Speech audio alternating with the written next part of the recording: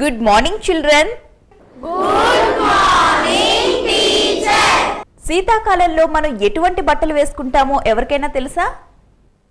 శీతాకాలంలో కొంచెం మందం కలిగిన ముదురు రంగు బట్టలు వేసుకుంటాం. కొన్ని సందర్భాలలో ఉన్ని స్వెటర్లు ధరిస్తాం టీచర్. ఎందుకని? శీతాకాలంలో ఇంట్లో ఉన్నా కూడా చల్లగా అనిపిస్తుంది. మరి వెచ్చదనం కోసం ఎటువంటి చర్యలు తీసుకోవాలి? మరి వేసవి కాలంలో ఎలాంటి దుస్తులు ధరిస్తారో చెప్పండి. ఎందుకు? వేడి ఎక్కువగా ఉంటుంది కాబట్టి పలుచని దుస్తులు గాలి మన శరీరాన్ని తాకడానికి సహకరిస్తాయి టీచర్. ఒక వస్తువు వేడిగా ఉందా చల్లగా ఉందా అనే అంశాలు ఎలా తెలుసుకోవాలో ఇప్పుడు మనం నేర్చుకుందాం. మరి మీరందరూ రెడీ కదా? ఉష్ణం ఒక శక్తి రూపం. ఈ ఉష్ణాన్ని మానవుడు అనేక రకాలుగా ఉపయోగించుకుంటున్నాడు.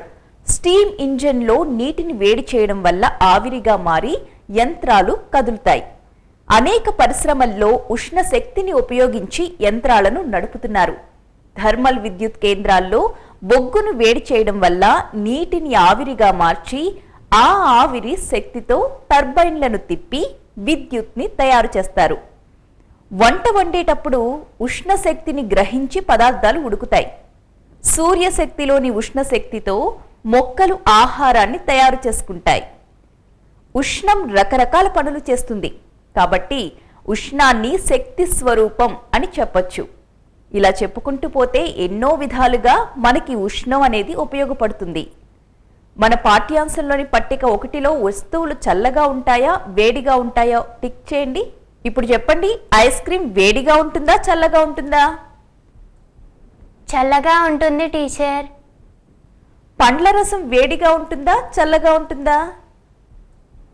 చల్లగా ఉంటుంది టీచర్.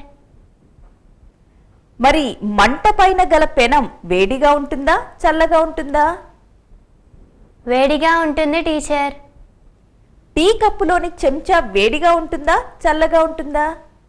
వేడిగా ఉంటుంది. ఈ విధంగా కొన్ని వస్తువులు చల్లగా మరికొన్ని వస్తువులు వేడిగా ఉండడం చూస్తుంటాం. ఇది మనకెలా తెలుస్తుంది అంటే, ఒక వస్తువు వెచ్చదనాన్ని మరొక వస్తువుతో పోల్చి ఆ వస్తువు చల్లగా ఉందా వేడిగా ఉందా అని చెప్పొచ్చు. సాధారణంగా ఆ రెండు వస్తువులను చేతితో తాకి ఒక వస్తువు కన్నా మరొక వస్తువు వేడిగా ఉందని చెప్పొచ్చు. ఒక వస్తువు వెచ్చదనాన్ని మరొక వస్తువుతో పోల్చి కొలవడాన్ని ఉష్ణోగ్రత అంటారు. ఉష్ణోగ్రత ఒక వస్తువు వెచ్చదనం లేదా చల్లదనం స్థాయిని తెలుపుతుంది. పాల గ్లాసును మనం చేత్తో తాకడం వల్ల పాలు తాగేంత వేడిగా ఉన్నాయో లేదో, మరీ చల్లబడిపోయాయా అన్నది మనం అంచనా వేయగలుగుతాం కదా. పాలు పెరుగుగా తోడు పెట్టడానికి సరిపడేంత వేడిగా ఉన్నాయా అని కూడా చేతితో తాకే నిర్ధారిస్తాం. కానీ కొన్నిసార్లు ఉష్ణోగ్రత అంచనా వేయడంలో మన చేతులు మనకు తప్పుడు సమాచారాన్ని ఇస్తాయి. అదెలాగో ఇప్పుడు మనం ఒక ప్రయోగం ద్వారా తెలుసుకుందాం. 3 పాత్రల్ని తీసుకుని ఒక దాంట్లో చల్లటి నీరు, రెండో దాంట్లో సాధారణ నీరు, మూడో దాంట్లో వేడి నీరు తీసుకుందాం. చల్లటి నీరు గల పాత్రలో ఎడమ చేయిని, అదేవిధంగా వేడి నీరు గల పాత్రలో కుడి చేయిని ఒకేసారి ఉంచి 2-3 నిమిషాల తరువాత 2 చేతులు సాధారణ నీరున్న పాత్రలో ఉంచాలి. 2 చేతులు ఒకే నీరుగల పాత్రలో ఉన్నప్పటికీ ఒక చేతికి వెచ్చగాను మరొక చేతికి చల్లగాను అనిపిస్తుంది. మన చేతులే మనకు వేరువేరు సమాచారాన్ని ఇస్తున్నాయి. ఇలా ఎందుకు జరిగింది అంటే, వేడి నీటిలో ఉన్న చెయ్యి అధిక ఉష్ణోగ్రతను గ్రహించింది కాబట్టి దానికి సాధారణ నీరు చల్లగా అనిపించింది. చల్లటి నీరున్న చేతికి సాధారణ నీరు వెచ్చగా అనిపించింది. ఒక వస్తువు ఎంత వెచ్చగా ఉంది అనే విషయాన్ని మన అనుభూతి ద్వారా చెప్పలేం. చేతితో తాకడం ద్వారానే వేరువేరు పాత్రల్లో ఉన్న నీటి వెచ్చదనాన్ని ఖచ్చితంగా చెప్పలేం. ఉష్ణం శక్తి వనరు. మనం ఎండలో కానీ మంటకు దగ్గరగా కానీ వెళ్ళినప్పుడు మనకి వేడిగా ఉంటుంది. మన చేతిని మంచుగడ్డ మీద ఉంచినప్పుడు చల్లగా ఉంటుంది. ఇలా ఎందుకు జరుగుతుందో ఎవరైనా చెప్పగలరా?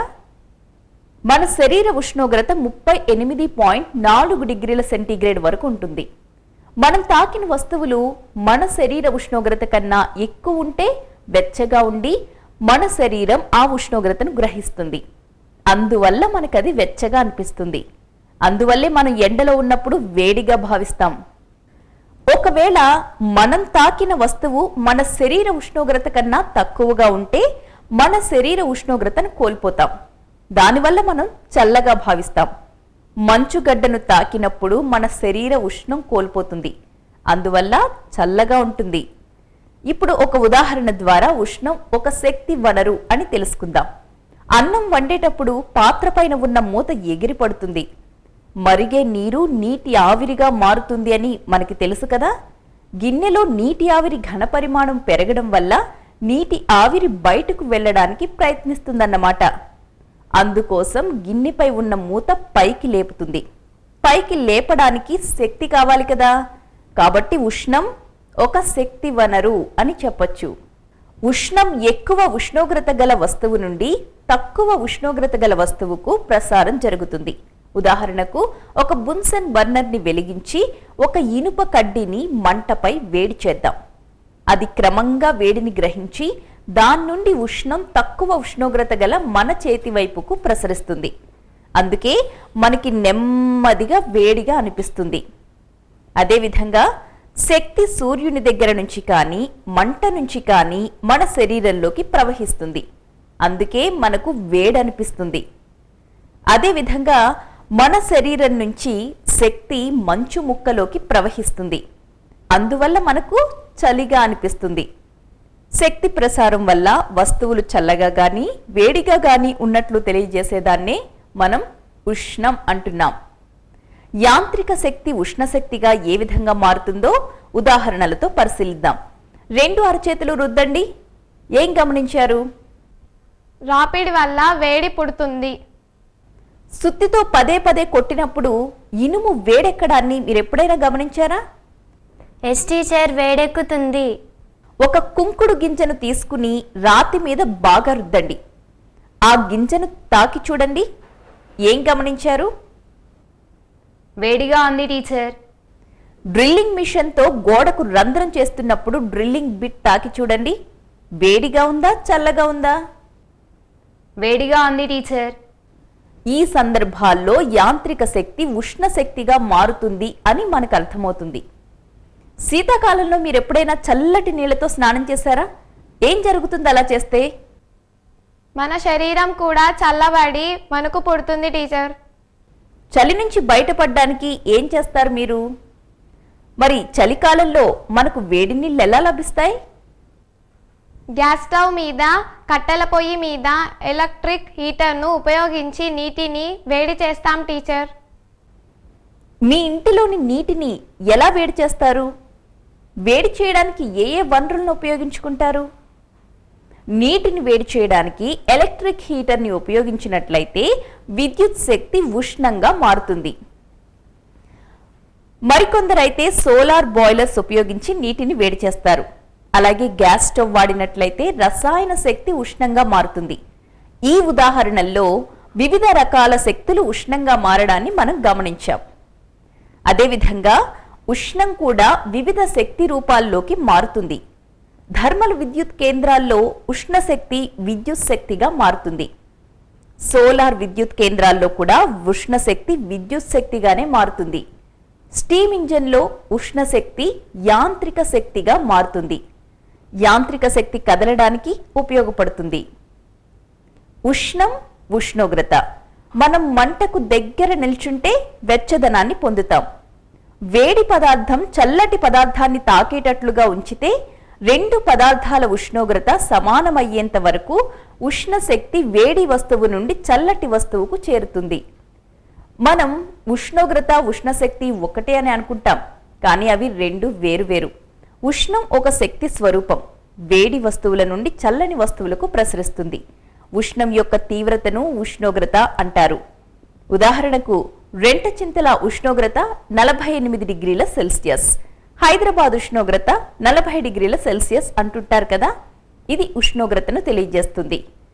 ఒక వస్తువు ఇతర వస్తువుల నుంచి ఎంత ఉష్ణం పొందుతుంది లేదా వేరే వస్తువులకు ఎంత ఉష్ణాన్నిస్తుంది అని చెప్పేదే ఉష్ణోగ్రత. ఉష్ణోగ్రతను కొలవడానికి మనం ఏం ఉపయోగిస్తాం? థర్మామీటర్లను ఉపయోగిస్తాం. మీరు నిజ జీవితంలో ఏవైనా థర్మామీటర్లు చూసారా? చూసాం టీచర్. వైద్యశాలలో డాక్టర్ ఉపయోగించే థర్మామీటర్, ప్రయోగశాలలో ఉపయోగించే థర్మామీటర్ చూసాం టీచర్. ముందుగా ప్రయోగశాలలో థర్మామీటర్ను పరిశీలిద్దాం. ఒక థర్మామీటర్ను పట్టుకుని జాగ్రత్తగా పరిశీలిస్తే అది గాజుతో తయారవుతుంది. థర్మామీటర్ లోపల మెరుస్తున్న పాదరసం గమనించొచ్చు. ఒక చివర మూయబడి ఉంటుంది, మరొక చివర పాదరసం బల్బ్ ఉంటుంది. గొట్టం పైగల గుర్తులు డిగ్రీల్లో సూచిస్తాయి. మనం ఉష్ణోగ్రతను డిగ్రీల్లో కొలుస్తాం. పాదరసం వేడెక్కినప్పుడు దాని మట్టం గొట్టంలోకి వ్యాకోచిస్తుంది. పాదరసం మట్టం స్థానం ఏ గుర్తు వద్ద ఉంటే అది దాని ఉష్ణోగ్రతగా డిగ్రీల్లో చెబుతాం. సాధారణంగా ఈ డిగ్రీలను సెల్సియస్ కొలుస్తారు. గొట్టం పైగల గుర్తులను పరిశీలిద్దాం. ఇందులోని రీడింగ్ -10 డిగ్రీలతో ప్రారంభమై 0, 100, 200, మరొక 50 డిగ్రీలు ఉంది కాబట్టి 250 డిగ్రీలతో అంతమైంది. అంటే -10 డిగ్రీల నుండి 250 డిగ్రీల వరకు ఉంటుంది. ఈ గుర్తుల అమరికనే ఉష్ణోగ్రత మాపని అంటారు. వేడి చేస్తే పదార్థాలు వ్యాకోచిస్తాయి అనే ధర్మం మీద ఆధారపడే థర్మామీటర్లు పనిచేస్తున్నాయి. వేడి చేస్తే పదార్థాలు ఎలా వ్యాకోచిస్తాయో ఇప్పుడు మనం ఒక ప్రయోగం ద్వారా తెలుసుకుందాం. ఒక గుండ్రని గాజు కుప్పెను తీసుకుని దాన్ని రంగు నీళ్లతో నింపి ఒక కేశనాళిక రంధ్రం గల రబ్బరు బిరడాలో గాజు కొట్టాన్ని బిగించి ఈ రబ్బరు బిరడాను గాజు కుప్పెకు ఈ విధంగా అమర్చాలి. ఈ గాజు కొట్టం రంగు నీటిలో మునిగేటట్లు జాగ్రత్త తీసుకోవాలి.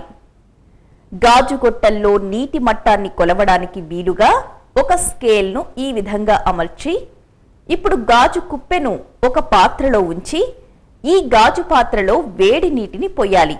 గాజు కొట్టంలో నీటి మట్టాన్ని జాగ్రత్తగా పరిశీలిస్తే ఈ గాజు కొట్టంలోని నీటి మట్టం పెరుగుతూ వచ్చింది. దీనివల్ల మనకు వేడి చేయడం వల్ల ద్రవ పదార్థాలు వ్యాకోచిస్తాయి అని తెలుస్తోంది. వేడి చేస్తే ద్రవాలు వ్యాకోచిస్తాయనే ప్రయోగ చిత్రం గీసి భాగాలు గుర్తించండి.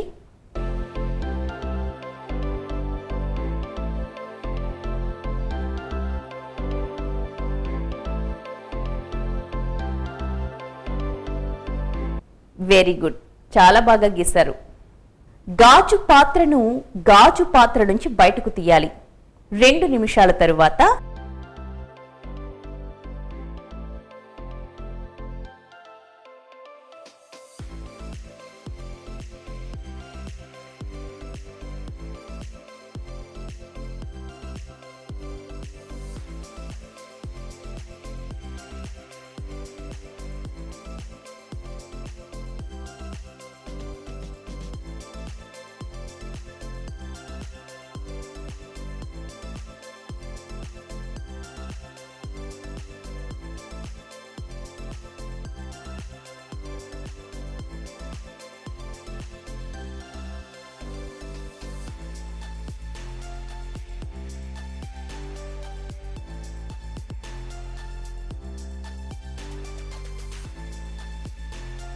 గాజు గొట్టంలోని నీటి మట్టాన్ని పరిశీలిస్తే నీటి మట్టం తగ్గడం జరిగింది. ద్రవాలను వేడి చేస్తే వ్యాకోచిస్తాయి, చల్లబరిస్తే సంకోచిస్తాయి అని మనకు అర్థమైంది. నీరులాగా పాదరసం కూడా వేడి చేస్తే వ్యాకోచం చెందుతుంది, చల్లారిస్తే సంకోచిస్తుంది. లోహాల్లో పాదరసం మాత్రమే గది ఉష్ణోగ్రత వద్ద ద్రవ రూపంలో ఉంటుంది. అందుకే థర్మామీటర్లో ఉష్ణోగ్రతలను సూచించడానికి పాదరసాన్ని ద్రవంగా ఉపయోగిస్తారు. థర్మామీటర్లలో సంకోచ వ్యాకోచం జరిపే ద్రవ పదార్థాలుగా పాదరసాన్ని, ఆల్కహాల్ని ఉపయోగిస్తారు. ఈ పాదరసాన్ని, ఆల్కహాల్ని మాత్రమే ఉపయోగించడానికి కారణాలేంటంటే పాదరస ధర్మాలు మనం తెలుసుకోవాలి. ఫస్ట్, పాదరసంలో వ్యాకోచం సమంగా ఉంటుంది. అంటే సమాన పరిమాణంలో ఉష్ణాన్ని అందించినప్పుడు దాని వ్యాకోచంలో మార్పు కూడా సమానంగా ఉంటుంది. దీనికి మెరిసే స్వభావం ఉంటుంది. అంతేకాదు కాంతి నిరోధకంగా కూడా పాదరసం పనిచేస్తుంది. గాజు పాత్రకు అస్సలు అంటుకోదు. మంచి ఉష్ణవాహకం. స్వచ్ఛమైన పాదరసం సులభంగా లభ్యమవుతుంది. మరిప్పుడు ఆల్కహాల్ ధర్మాలు చూద్దాం. అతి తక్కువ ఉష్ణోగ్రతలను కూడా నమోదు చేయొచ్చు. 1 డిగ్రీ సెల్సియస్ ఉష్ణోగ్రత పెరుగుటకు వ్యాకోచం చాలా ఎక్కువగా ఉంటుంది. దీనికి రంగు వేయొచ్చు. దానివల్ల స్పష్టంగా కనిపిస్తుంది. థర్మామీటర్ ఎలా ఉపయోగించాలో ఒకసారి చూద్దాం. పదార్థం లేదా వస్తువు ఉష్ణోగ్రత తెలుసుకోవాలి అంటే థర్మామీటర్కున్న బల్బుకు ఆ పదార్థం లేదా వస్తువు తాకుతూ ఉండాలి. పాదరసం ఏ సెల్సియస్ డిగ్రీ వరకు వ్యాకోచించి స్థిరంగా ఉందో అదే ఆ పదార్థపు ఉష్ణోగ్రత. ఉదాహరణకు మన అరచేతి ఉష్ణోగ్రతను తెలుసుకోవాలి అంటే థర్మామీటర్ బల్బును చేతిలో ఉంచి నొక్కి పట్టుకోవాలి. ఇలా 2 నిమిషాలు పట్టుకున్న తరువాత పాదరస మట్టాన్ని పరిశీలించిన పాదరసం వ్యాకోచించడం ఆగి స్థిరంగా ఆగినప్పుడు రీడింగ్ను థర్మామీటర్ గొట్టంపై చూడాలి. ఆ రీడింగ్ మన అరచేతి ఉష్ణోగ్రత. ఇప్పుడు 37 డిగ్రీల సెల్సియస్ ఉంది. థర్మామీటర్ మీద గుర్తులు చెరిగిపోతే కొత్త గుర్తులు ఎలా వేస్తారో తెలుసా? అయితే చెప్తా వినండి. బీకర్లో కొద్దిగా మంచుగడ్డలు తీసుకుని థర్మామీటర్ పాదరసం గల చివరను 2 నిమిషాలు మంచుగడ్డలో ఉంచాలి. పాదరస మట్టాన్ని గుర్తించాలి. మంచు కరిగేదాకా వేచి ఉండాలి. మంచుగడ్డలు కరిగేంత వరకు పాదరస మట్టంలో ఎలాంటి తేడా లేదు, అంటే ఉష్ణోగ్రత స్థిరంగా ఉన్నట్లు. ఇలా మంచుగడ్డలు కరిగేంత వరకు గల స్థిర ఉష్ణోగ్రతనే మంచు ద్రవీభవన స్థానం అని అంటాం. దీన్ని 0 డిగ్రీలుగా గుర్తించాలి. ఇప్పుడు ఒక బీకర్లో కొద్దిగా నీరు తీసుకుని థర్మామీటర్ పాదరసం గల చివరను ఆ నీటిలో ఉంచి వేడి చేయాలి. నీరు మరుగుతూ నీటి ఆవిరైపోతుంది. పాదరస మట్టం పెరుగుతూ ఒక బిందువు వద్ద ఆగిపోతుంది. ఆ స్థానాన్ని గుర్తిద్దాం. నీరు మరుగుతున్నంత వరకు పాదరస మట్టం స్థిరంగానే ఉంటుంది. ఆ స్థానాన్నే నీరు మరిగే స్థానం అంటాం. ఆ బిందువును 100 డిగ్రీల సెల్సియస్గా గుర్తించవచ్చు. మంచుగడ్డ తన స్థితిని మార్చి నీరుగా మారడం లేదా నీరు తిరిగి నీటి ఆవిరిగా మారడం ఒక నిర్దిష్టమైన ఉష్ణోగ్రతల వద్ద మాత్రమే జరుగుతుంది. అవి 0 డిగ్రీల సెల్సియస్ వద్ద మంచుగడ్డ నీరుగా మారుతుంది. 100 డిగ్రీల సెల్సియస్ వద్ద నీరు మరుగుతుంది. థర్మామీటర్ మీద ఒక స్కేల్ రూపొందించడానికి స్థిరమైన 2 చివరి బిందువులు కావాలి. అవి ద్రవీభవన స్థానం, మరుగు స్థానంగా తీసుకోవాలి. ఇప్పుడు థర్మామీటర్ మీద 0 డిగ్రీల సెల్సియస్, 100 డిగ్రీ సెల్సియస్లు బిందువులుగా గుర్తించడం జరిగింది. ఈ 2 బిందువుల మధ్య దూరాన్ని 100 సమభాగాలుగా విభజించాలి. ఎలా సమభాగాలుగా విభజించవచ్చో ఒకసారి ఆలోచించండి. 100 సమభాగాల్లో ఒక భాగం విలువ 1 డిగ్రీ సెల్సియస్. ఒక భాగాన్ని తిరిగి 10 చిన్న భాగాలుగా విభజించాలి. ఒక చిన్న భాగం విలువ 1/10 = 0, 1 డిగ్రీ సెల్సియస్. 3 బీకర్ల ప్రయోగంలో ఇప్పుడు మనం థర్మామీటర్ని ఉపయోగించి ఏది వేడిగా ఏది చల్లగా ఉందో తెలుసుకోవచ్చు. మామూలు నీటిలో ఉష్ణోగ్రత 25 డిగ్రీల సెల్సియస్ ఉందనుకుందాం. చల్లని నీటి బీకర్లో ఉష్ణోగ్రత 25 డిగ్రీల సెల్సియస్ కంటే తక్కువగా ఉంటుంది. వేడి నీరు గల బీకర్లో ఉష్ణోగ్రత 25 డిగ్రీల సెల్సియస్ కంటే ఎక్కువ ఉంటుంది. మొదటి థర్మామీటర్ ఎవరు కనిపెట్టారో మీకు తెలుసా? క్రీస్తు శకం 1593లో గెలీలియో మొదటి థర్మామీటర్ను కనుక్కున్నాడు. ఈ థర్మామీటర్లో పదార్థంగా గాలిని ఉపయోగించాడు. వేడికి వేగంగా వ్యాకోచించే స్వభావం, చలికి త్వరగా సంకోచించే స్వభావం గాలికుంటాయి. ఉష్ణోగ్రత మార్పుల్ని బట్టి సమ వ్యాకోచం, సమ సంకోచం కలిగిన పదార్థాలను థర్మామీటర్లో ఉపయోగించడం మొదలుపెట్టారు. సూర్యరశ్మిలో గల గాలి ఉష్ణోగ్రత మరియు చెట్టు నీడలో గల గాలి ఉష్ణోగ్రతల్లో ఏవైనా వ్యత్యాసం ఉంటుందో ఏమో మనం ఇప్పుడు పరిశీలిద్దాం. థర్మామీటర్తో గాలి ఉష్ణోగ్రతను సూర్యరశ్మిలో కొలవండి. ఎంతుంది? మన పాఠ్యపుస్తకంలోని పట్టికలోని సందర్భాల్లో ఉష్ణోగ్రతను కొలిచి పట్టికలో నమోదు చేద్దాం.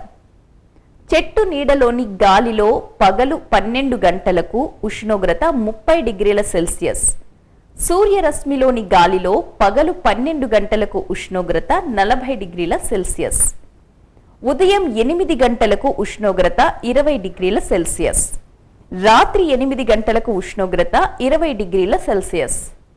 ప్రదేశాన్ని బట్టి సమయాన్ని బట్టి ఉష్ణోగ్రతల్లో వ్యత్యాసాలుంటాయి. మనకు తెలిసిందేంటంటే చెట్టు నీడలోని గాలి ఉష్ణోగ్రత తక్కువగా ఉంటుంది కాబట్టి తక్కువ ఉష్ణోగ్రత నమోదైంది. అదే సూర్యరశ్మిలోని గాలి ఉష్ణోగ్రత ఎక్కువ ఉంటుంది కాబట్టి ఎక్కువ ఉష్ణోగ్రత నమోదైంది. ఉదయం 8 గంటల సమయంలో రాత్రి 8 గంటల సమయంలో ఉష్ణోగ్రతల వ్యత్యాసాల్లో మనకు మార్పు కనిపించింది. ఇప్పటి వరకు భూగోళం మీద అత్యధిక అత్యల్ప ఉష్ణోగ్రతలు ఎంత నమోదయ్యాయో అవి ఎక్కడ నమోదయ్యాయో చూద్దాం. 1922వ సంవత్సరంలో ఒక రోజున లిబియాలో నీడలో కూడా అత్యధిక ఉష్ణోగ్రత 58 డిగ్రీల సెల్సియస్ గా నమోదైంది. వేసవిలో మన రాష్ట్రంలో ప్రత్యేకించి కొత్తగూడెం, రామగుండం ప్రాంతాల్లో 43 డిగ్రీల సెల్సియస్ కి పైగా ఉష్ణోగ్రతలు నమోదవుతాయి. మానవ శరీర ఉష్ణోగ్రత ఎంత? 37 డిగ్రీల సెల్సియస్. వాతావరణ ఉష్ణోగ్రత మానవ శరీర ఉష్ణోగ్రత కంటే ఎక్కువ ఉంటే చాలా ఇబ్బందికరంగా ఉంటుంది. లిబియాలోని ప్రజలు కూడా ఎలాంటి ఇబ్బందులు ఎదుర్కొనుంటారో ఒక్కసారి ఆలోచించండి. అలాగే అంటార్కిటికాలో ప్రపంచంలో అత్యల్ప ఉష్ణోగ్రత -89 డిగ్రీల సెల్సియస్ గా నమోదైంది. మైనస్ అంటే 0 డిగ్రీల సెల్సియస్ కంటే తక్కువ. 0 డిగ్రీల సెల్సియస్ వద్ద నీరు గడ్డకడుతుంది. శీతాకాలంలో సాధారణంగా ఉష్ణోగ్రత 15 డిగ్రీల సెల్సియస్ నుంచి 20 డిగ్రీల సెల్సియస్ వరకు ఉంటుంది. ఈ ఉష్ణోగ్రతలో మనం చల్లదనాన్ని పొందుతాం. -89 డిగ్రీల సెల్సియస్ ఉష్ణోగ్రత అంటే ఎలా ఉంటుందో ఆలోచించండి. సాధారణంగా మనం జ్వరంతో బాధపడుతున్నప్పుడు శరీర ఉష్ణోగ్రత పెరుగుతుంది. శరీర ఉష్ణోగ్రత ఎంత పెరిగిందో ఎలా తెలుసుకుంటారు? డాక్టర్ థర్మామీటర్ను ఉపయోగించి మన శరీర ఉష్ణోగ్రతను తెలుసుకుంటారు టీచర్. డాక్టర్ ఉష్ణోగ్రతను ఎలా కొలుస్తారో ఎప్పుడైనా చూసారా? శరీర ఉష్ణోగ్రత తెలుసుకోవడానికి ఉపయోగించే థర్మామీటర్ను జ్వరమాని అంటాం. ఇది సెల్సియస్ స్కేల్ అన్నమాట.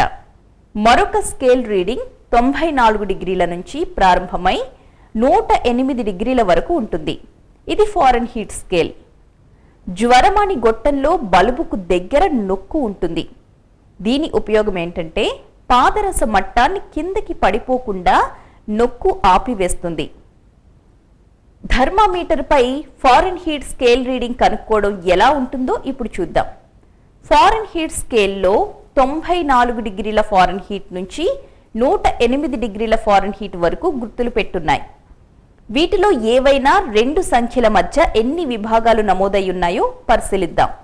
2 పెద్ద సంఖ్యల మధ్య 5 విభాగాలుంటాయి. ఒక చిన్న విభాగం విలువ ఇలా లెక్కిస్తాం. 1/5 = 0.2 డిగ్రీల ఫారెన్ హీట్. మన శరీర ఉష్ణోగ్రత ఎంతుంటుంది? దాన్ని తెలుసుకోవడానికి జ్వరమానిని ఎలా ఉపయోగిస్తారు ఇప్పుడు చూద్దాం.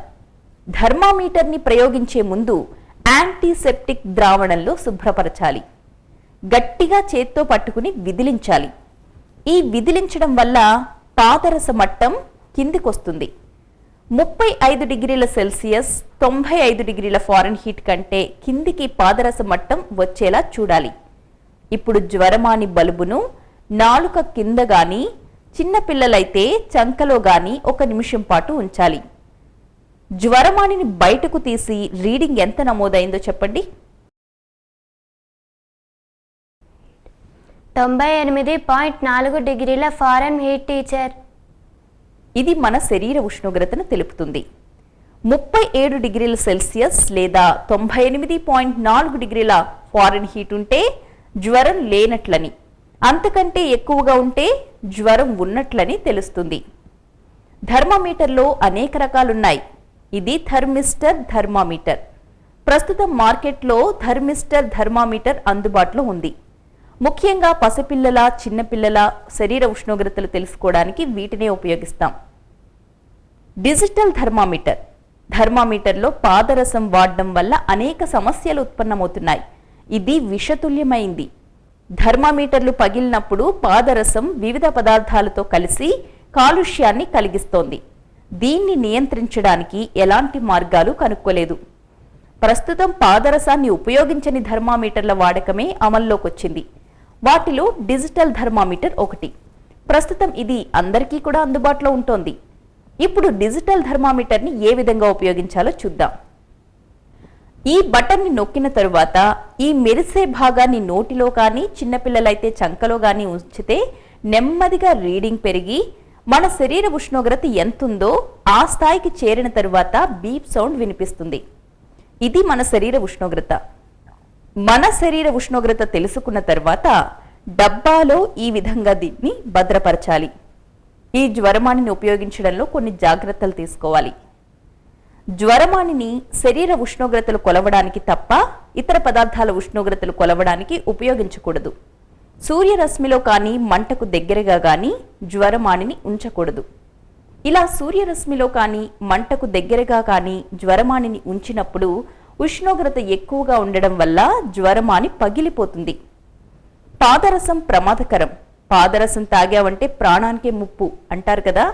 బంగారు ఆభరణాల దగ్గర పాదరసం ఉంచకూడదు. ఇది ప్రయోగశాల థర్మామీటర్. దీనిలో ఎక్కడి నుంచి ఎక్కడ వరకు అంకెలు గుర్తించారో చూడండి. -10 నుండి 250 డిగ్రీ సెల్సియస్ వరకు గుర్తించడం జరిగింది.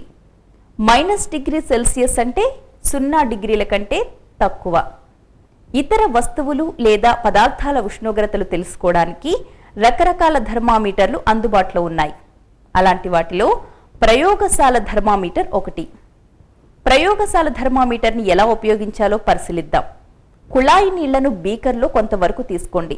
థర్మామీటర్ బల్బు పూర్తిగా మునిగే వరకు నీటిలో ఉంచాలి. బల్బు బీకర్ అంచులకు కానీ కింద కానీ తాకకుండా జాగ్రత్తలు తీసుకోవాలి. థర్మామీటర్ నిటారుగా ఉంచాలి. పాదరస మట్టం నిలకడగా ఉండే వరకు వేచి చూద్దాం. పాదరస మట్టాన్ని థర్మామీటర్లో గమనించి దాని రీడింగ్ని నమోదు చేద్దాం. ఇదే నీటి యొక్క ఉష్ణోగ్రత. ఇప్పుడు మనం థర్మామీటర్ మీద సెల్సియస్ స్కేల్ రీడింగ్ని కనుక్కుందాం. ఏ రెండు పెద్ద గుర్తుల మధ్య ఉష్ణోగ్రత సూచిస్తుందో నమోదు చేయాలి. రెండు పెద్ద గీతల మధ్య విలువ 10 డిగ్రీలైతే వాటి విభాగాలు సంఖ్య 10 ఉన్నప్పుడు ఒక్కొక్క విభాగం విలువలని ఇలా కనుక్కుంటాం. 1/10 = 0.1 డిగ్రీల సెల్సియస్. ఒక బీకర్లో కొద్దిగా వేడి నీరు తీసుకుని థర్మామీటర్ బల్బుని 1 నిమిషం పాటు నీటిలో ఉంచుదాం. థర్మామీటర్ బల్బు నీటిలో ఉన్నప్పుడు ఉష్ణోగ్రతను నమోదు చేద్దాం. నీటి ఉష్ణోగ్రత 60 డిగ్రీల సెల్సియస్. నీటిలో నుంచి థర్మామీటర్ బల్బుని బయటకు తీసి పాదరస మట్టాన్ని జాగ్రత్తగా పరిశీలిస్తే వేడి నీటి కంటే బయటి వాతావరణం చల్లగా ఉండడం వల్ల పాదరసం సంకోచించి రీడింగ్ తగ్గింది. శరీర ఉష్ణోగ్రతను కొలవడానికి ప్రయోగశాల థర్మామీటర్ వాడడం సరైనది కాదు. ఎందుకు అంటే ప్రయోగశాల థర్మామీటర్తో శరీర ఉష్ణోగ్రతను కొలిస్తే ఖచ్చితమైన రీడింగ్ రాదు. ప్రయోగశాల థర్మామీటర్లో నొక్కు ఉండదు. థర్మామీటర్ శరీరం నుండి బయటకు తీసి పరిశీలించే సమయానికే థర్మామీటర్ రీడింగ్ పడిపోతుంది. అందువల్ల శరీర ఉష్ణోగ్రతను కొలవడానికి ప్రయోగశాల థర్మామీటర్ వాడడం సరైనది కాదు. ప్రయోగశాల థర్మామీటర్కు జ్వరమానికి గల తేడాలు మనం గమనిస్తే ప్రయోగశాల థర్మామీటర్ పొడవుగా ఉంటుంది. జ్వరమాని పొడవు చిన్నగా ఉంటుంది. ప్రయోగశాల థర్మామీటర్ పదార్థాలు కొలవడానికి ఉపయోగిస్తే జ్వరమానిని శరీర ఉష్ణోగ్రతను కొలవడానికి ఉపయోగిస్తారు. ఇది 0 డిగ్రీల సెల్సియస్ నుండి 100 డిగ్రీల సెల్సియస్ వరకు ఉంటుంది. మరి జ్వరమాని 35 డిగ్రీల సెల్సియస్ నుండి 45 డిగ్రీల సెల్సియస్ వరకు ఉంటుంది. ప్రయోగశాల థర్మామీటర్లో ఒకే రకమైన స్కేల్ గుర్తించడం జరిగింది. జ్వరమానిలో 2 రకాలైన స్కేల్ని గుర్తించడం జరిగింది. ఒకటి సెంటీగ్రేడ్, మరొకటి ఫారెన్హీట్. ఇది ఎక్కువ ఉష్ణోగ్రత వ్యత్యాసాలను కొలవచ్చు. జ్వరమానితో తక్కువ ఉష్ణోగ్రత వ్యత్యాసాలను కొలవచ్చు. ప్రతి సెంటీగ్రేడ్ 10 భాగాలుగా విభజించబడింది. ఇది ప్రతి ఫారెన్హీట్ 5 సమాన భాగాలుగా విభజించడం జరిగింది. మన పరిసరాల్లో ఉష్ణోగ్రతలను కొలవడానికి వివిధ థర్మామీటర్లని ఉపయోగిస్తాం. 6 కనిష్ట గరిష్ట ఉష్ణమాపకాన్ని ఉపయోగించి పరిసరాల్లో ఉష్ణోగ్రతను కొలుస్తారు.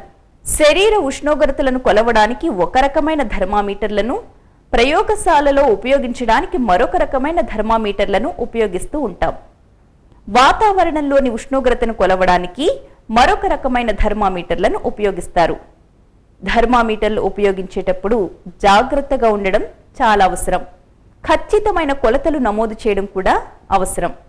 ఒక్క రోజులోని గరిష్ట కనిష్ట ఉష్ణోగ్రతలను ప్రత్యేక థర్మామీటర్తో కొలుస్తారు. మన పాఠశాల ప్రయోగశాల నుంచి 6 గరిష్ట కనిష్ట ఉష్ణమాపకం ఆధారంగా గరిష్ట కనిష్ట ఉష్ణోగ్రతలను ఎలా కొలుస్తారో చూద్దాం. 6 అనే శాస్త్రవేత్త గరిష్ట కనిష్ట థర్మామీటర్ని కనుక్కున్నాడు. దీన్ని ఉపయోగించి ఒక ప్రాంతంలోని గరిష్ట కనిష్ట ఉష్ణోగ్రతలను కొలవచ్చు. ఇందులో స్తూపాకారపు బల్బ్, యు ఆకారంలో ఉన్న గొట్టం, గోళాకారంలో ఉన్న బల్బ్ బితో కలిపి ఉంటుంది. ఇందులో పాదరసం, ఆల్కహాల్ ఉంటుంది. ఉష్ణోగ్రత పెరిగినప్పుడు ఏ బల్బులో ఉన్న ఆల్కహాల్ వ్యాకోచం చెంది యు ఆకారంలో ఉన్న గొట్టంలో ఉన్న పాదరసం బి బల్బులోకి నెడుతుంది. అప్పుడు I2 సూచిక కూడా పైకి కదులుతుంది. ఇది గరిష్ట ఉష్ణోగ్రతను తెలియజేస్తుంది. ఉష్ణోగ్రత తగ్గినప్పుడు ఏ బల్బులోని ఆల్కహాల్ సంకోచం చెంది యు ఆకారంలోని పాదరసం ఏ బల్బులోకి వెళ్ళిపోతుంది. అందులో I1 సూచిక పైకి కదులుతుంది. ఇది కనిష్ట ఉష్ణోగ్రతను సూచిస్తుంది. ఉష్ణోగ్రతలను నమోదు చేసుకున్న తరువాత I1, I2 సూచికలను అయస్కాంత సహాయంతో యథాస్థానానికి తీసుకురావచ్చు. పిల్లలు, నిన్నటి రోజున ఏ టీం వారికి జ్వరమానిని ప్రయోగశాల థర్మామీటర్ల పటాలు గీసి భాగాలు గుర్తుంచుకురమ్మని చెప్పాను. మరి గీసుకొచ్చారా? వెరీ గుడ్, చాలా బాగా గీశారు. ఈ టీం నందరినీ అభినందిస్తూ చప్పట్లు కొడదాం. Very good. మరి మీ టీం నుంచి కూడా ఎవరైనా దాన్ని ప్రజెంట్ చేయండి. చాలా బాగా గీశారు మీరు కూడా. ఈ టీంని కూడా అభినందిస్తూ చప్పట్లు కొడదాం. నిత్య జీవితంలో ఉష్ణం మనకు అనేక రకాలుగా ఉపయోగపడుతుంది కదా. ఆ ఉష్ణాన్ని మనందరం అభినందించి తీరాలి. నిత్య జీవితంలో ఉష్ణం చాలా ప్రయోజనకారి. శరీరం నిర్దిష్ట ఉష్ణోగ్రతను కలిగి ఉన్నప్పుడు మాత్రమే జీవక్రియలు జరుగుతాయి. నిత్య జీవితంలో ఉష్ణం వల్ల మనం అనేక పదార్థాలు వండగలుగుతున్నాం. నీళ్లు కాచడానికి, బట్టలు ఇస్త్రీ చేయడానికి ఉష్ణం అవసరం. ఉష్ణం లేని ప్రపంచం శీతలతతో గడ్డ కట్టుకుని నివాసయోగ్యం కాదు. నేడు సోలార్ ఉష్ణశక్తిని ఉపయోగించి వాటర్ బాయిలర్లు, విద్యుత్ ఉత్పత్తిని కూడా చేయగలుగుతున్నాం. సోలార్ ఉష్ణశక్తి పునరావృతమయ్యే వనరు. నీటిని వేడి చేసి థర్మల్ పవర్ స్టేషన్లో విద్యుత్ని ఉత్పత్తి చేస్తున్నాం. సూర్యరశ్మిని ఉపయోగించి మొక్కలు ఆహారాన్ని తయారు చేసుకుంటాయి. ఆ ఆహారాన్ని మనం ఆహారంగా తీసుకుంటాం. ఉష్ణంతో లోహాలను కరిగించి వివిధ ప్రక్రియల ద్వారా లోహాలను వేరు చేస్తారు. కాబట్టి ఉష్ణం లేని ప్రపంచాన్ని మనం ఊహించుకోలేం. నిత్య జీవితంలో ఎన్నో రకాలుగా ప్రయోజనకారి అయిన ఉష్ణానికి మనం ధన్యవాదాలు తెలపాలి. మరి ఇప్పటి వరకు మనం చెప్పుకున్న పాఠ్యాంశంలోని ముఖ్యాంశాలు మరొకసారి పరిశీలిద్దాం. ఉష్ణం ఒక శక్తి స్వరూపం. ఇది వేడి వస్తువు నుండి చల్లని వస్తువుకు ప్రసరిస్తుంది. ఒక వస్తువుకున్న వెచ్చదనం లేదా చల్లదనం స్థాయిని తెలిపేదే ఉష్ణోగ్రత. ఉష్ణం అధిక ఉష్ణోగ్రత గల పదార్థం నుంచి తక్కువ ఉష్ణోగ్రత గల పదార్థంలోకి ప్రవహిస్తుంది. పాదరసం థర్మామీటర్ ద్రవంగా ఉపయోగిస్తారు. మానవ శరీర ఉష్ణోగ్రతను కనుగొనడానికి వైద్యులు జ్వరమానిని ఉపయోగిస్తారు. పిల్లలు, ఇప్పటి వరకు నేను చెప్పిన లెసన్ మీకు ఎంతవరకు అర్థమైందో తెలుసుకోవడానికి నేను మీకు కొన్ని ప్రశ్నలు వేస్తాను. సరిగ్గా సమాధానాలు చెప్పాలి. డాక్టర్ శరీర ఉష్ణోగ్రతని దేంతో కొలుస్తారు? జ్వరమానితో కొలుస్తారు టీచర్. అంటార్కిటికాలో నమోదైన అత్యల్ప ఉష్ణోగ్రత ఎంత? -89 డిగ్రీల సెల్సియస్. ఆరోగ్యవంతుని శరీర ఉష్ణోగ్రత ఎంత? 98.4 డిగ్రీల ఫారెన్హీట్ టీచర్. ఎన్ని డిగ్రీల వద్ద నీరు మంచుగా మారుతుంది? 0 డిగ్రీ సెల్సియస్ టీచర్. ఉష్ణోగ్రతను కొలవడానికి ఉపయోగించే పరికరాన్ని ఏమంటారు? ఉష్ణమాపకం లేక థర్మామీటర్. థర్మామీటర్లో ఏ ద్రవాన్ని ఉపయోగిస్తారు? పాదరసము టీచర్. Very good. అందరూ చాలా చక్కగా సమాధానాలు చెప్పారు. దీన్ని బట్టి మీకు పాఠం బాగా అర్థమైంది కదా. రేపు మరొక పాఠ్యాంశంతో మళ్ళీ కలుద్దాం. అంతవరకు సెలవు మరి.